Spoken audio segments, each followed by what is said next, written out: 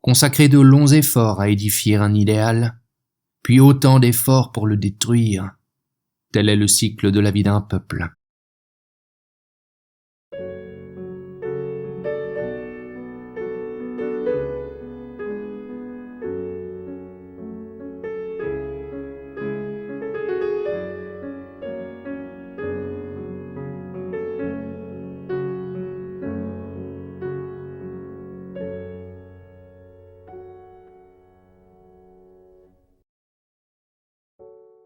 Les héros et les dieux condensent en lumineuse synthèse les obscures aspirations des peuples.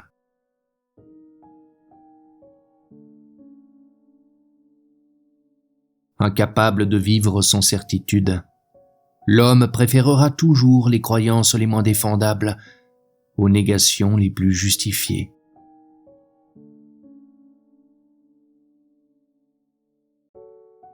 La libre pensée ne constitue souvent qu'une croyance qui dispense de la fatigue de penser.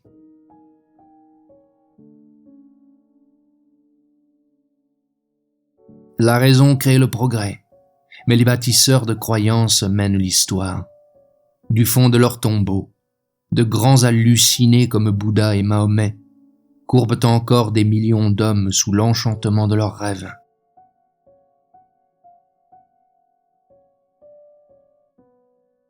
L'homme, confiné par la nature dans l'éphémère, rêve d'éternité.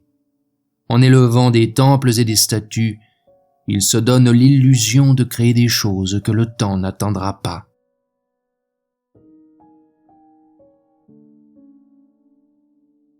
L'homme le plus indépendant, le libre penseur le plus sceptique, soumettent volontairement leur existence à des rites politiques, mondains ou sociaux, qui leur ôtent toute liberté réelle.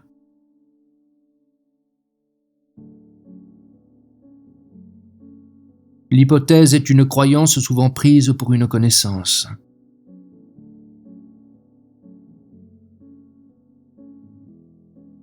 La force du caractère, et non l'instruction, donne à l'homme une armature interne résistante. Privé de cette armature, il devient le jouet de toutes les circonstances.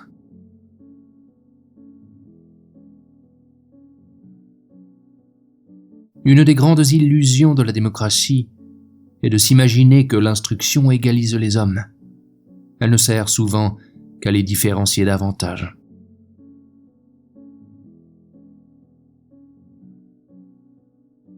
La logique de l'univers diffère trop de notre logique pour que nous puissions espérer en pénétrer les secrets.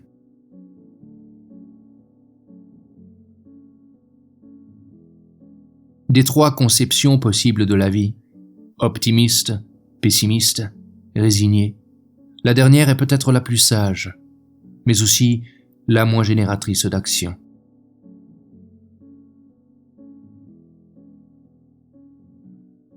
Les progrès scientifiques ne font que déplacer dans l'infini les barrières qui nous séparent de l'inaccessible.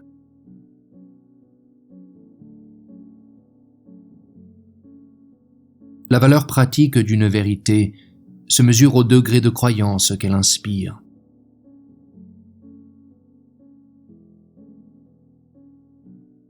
La vie mentale de chaque génération dérivant des générations précédentes, la trame de l'histoire future est en partie tissée par le présent.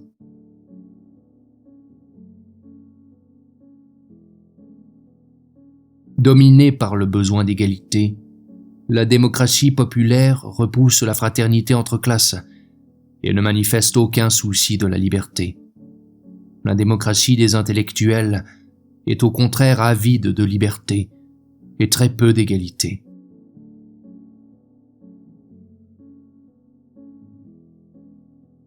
Plus les lois proclament l'égalité, plus se développe le besoin des signes extérieurs d'inégalité.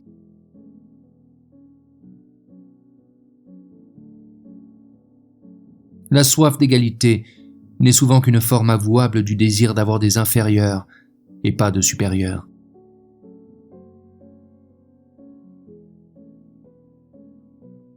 Loin de tendre à l'égalisation des hommes, la civilisation les différencie chaque jour davantage.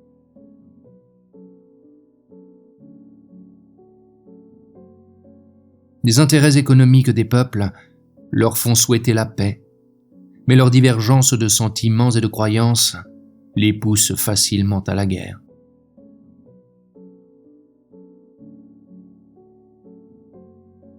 Un peuple trop conservateur est fatalement voué aux révolutions violentes.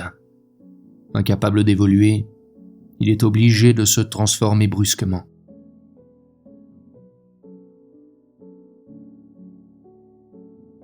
Les meneurs des révolutions se croient toujours guidés par la raison. Ils obéissent en réalité à des forces affectives, mystiques et collectives qu'ils ne soupçonnent pas.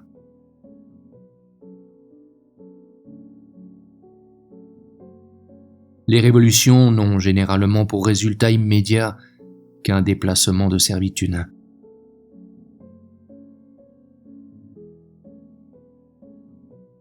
Les révolutions qui commencent résultent le plus souvent de croyances qui finissent.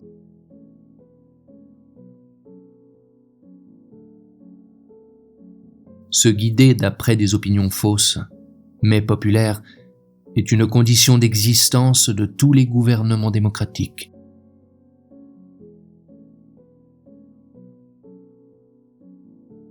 Un gouvernement populaire est dominé par trop de passion pour rester équitable et tolérant.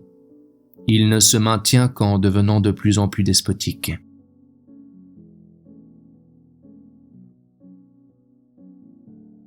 Quand les démocraties ne se transforment pas en dictature militaire, elles finissent par la plutocratie, forme très oppressive du despotisme.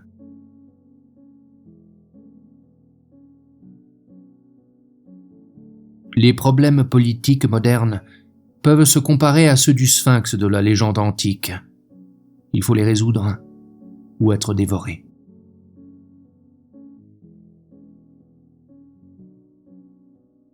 On ne gouverne pas un peuple en tenant compte seulement de ses besoins matériels, mais aussi de ses rêves.